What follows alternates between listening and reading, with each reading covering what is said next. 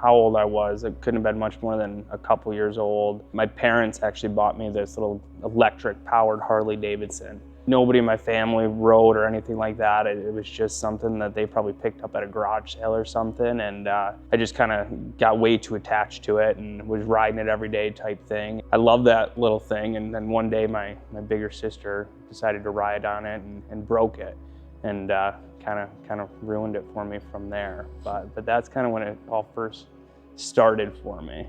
My kind of journey into motorcycles is kind of a little bit of the opposite, I think, of most people. I got really into bicycles. I always asked for dirt bikes. My mom never wanted me to have a dirt bike, so I got into like downhill mountain bike racing and got really into that. But then kind of progressed into mopeds and wanting that freedom. I had a couple Honda Sprees that kind of got me out and riding before I even had like my driver's license. Just kind of had the open road in front of you and had a whopping 50 cc's. You were only going 25 miles an hour to get there, but it seemed like you could kind of go anywhere.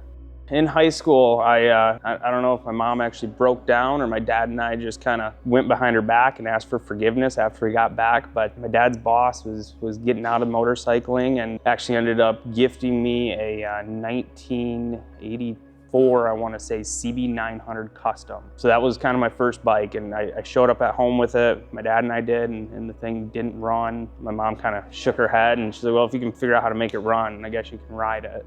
And I ended up making it run, and she wasn't super stoked about it. But yeah, that was my first real street bike, was in high school at CB 900. It's something still to this day. I think there's a lot of crossover in the cycling world and motorcycle world, but it was kind of that cross between like the fun and excitement of mountain biking that I love, but the freedom of like my car, being able to go wherever I wanted to with that. So it kind of brought like that transportation aspect to like this actual kind of passionate, fun thing, and kind of brought them together into kind of that world.